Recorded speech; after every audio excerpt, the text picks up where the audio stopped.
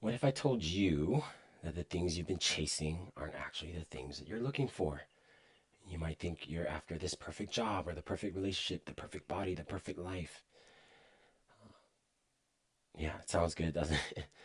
Well, underneath all of that, you're not really chasing any of it. You're chasing something much simpler. You know what I mean? Like that chase for perfection is very complicated, but yet I believe what you're actually looking for is something way simpler. And I'm saying this because it's been, over 20 years that I've been in pursuit of this quote unquote perfection. Um, and I've come to understand that this is something that most people never slow down long enough to notice. And it's taken me a long time, decades, to figure that out. So I just want to share with you what I've come to understand. Maybe it'll save you some time. Maybe it'll help you skip some of the unnecessary suffering or detours. See, because when I was younger, everyone around me seemed to have a plan.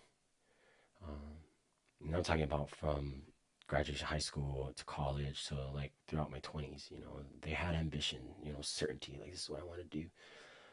Even though they never really put action towards it, it was a lot of talk because they knew what they wanted to do and where they wanted to go, but that wasn't really, I didn't see actionable steps, right? So in me, right, I wasn't interested in playing that game a whole lot. I wasn't motivated by the next goal or the next achievement. I did for a time, but I also kept asking myself, like, what is all of this really about? What's actually behind all this noise and striving?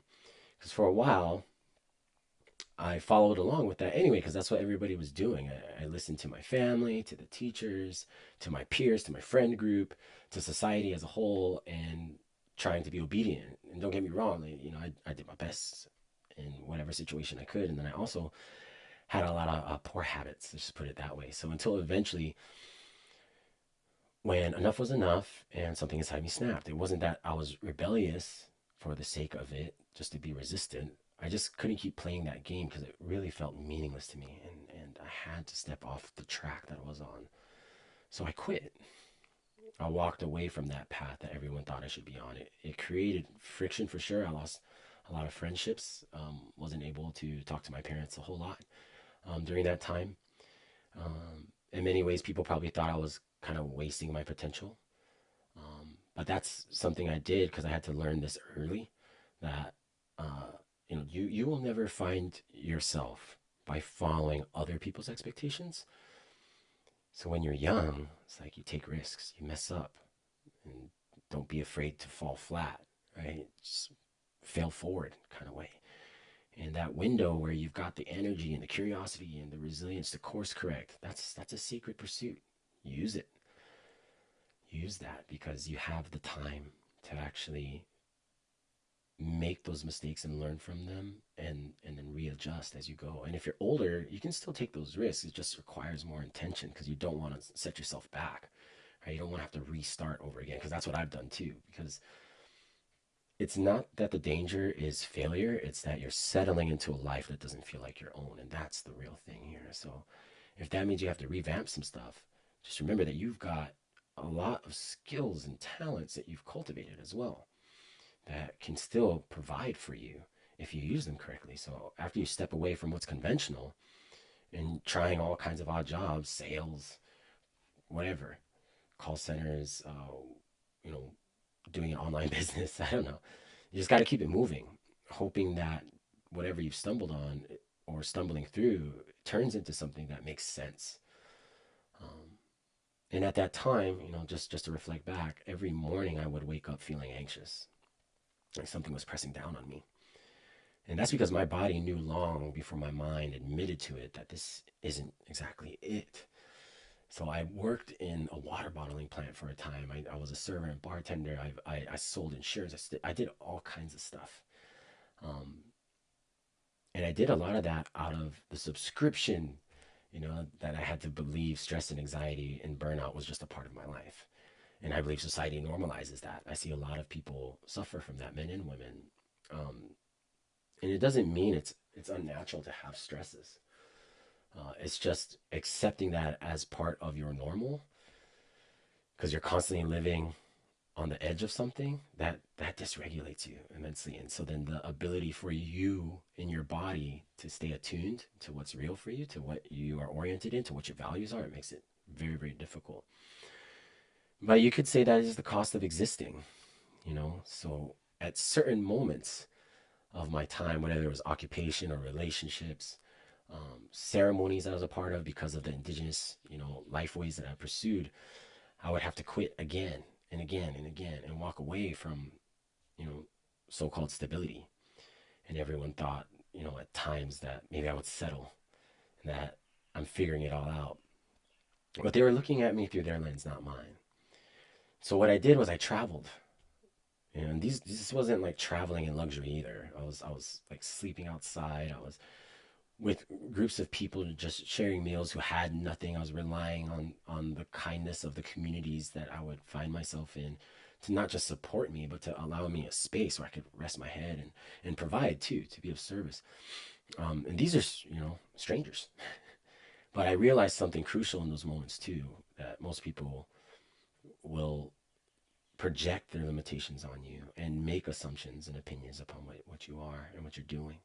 And those judgments just have no place for you because uh, the route that you have to go is more than likely the one least traveled, right? The pathway. So don't let other people's opinions paralyze you because they'll tell you something's impossible, not because it is, but because they can't imagine themselves doing it. So their fear becomes the lens on how they view you. And if you're not careful, you'll start seeing yourself through that fear too. So this is the thing. What most people aren't thinking about is you actually, as much as you think you are, as much as you think they are. They've got their own struggles, their own insecurities too. And you're not at the center of anyone else's life. So why live as if their opinions should dictate yours?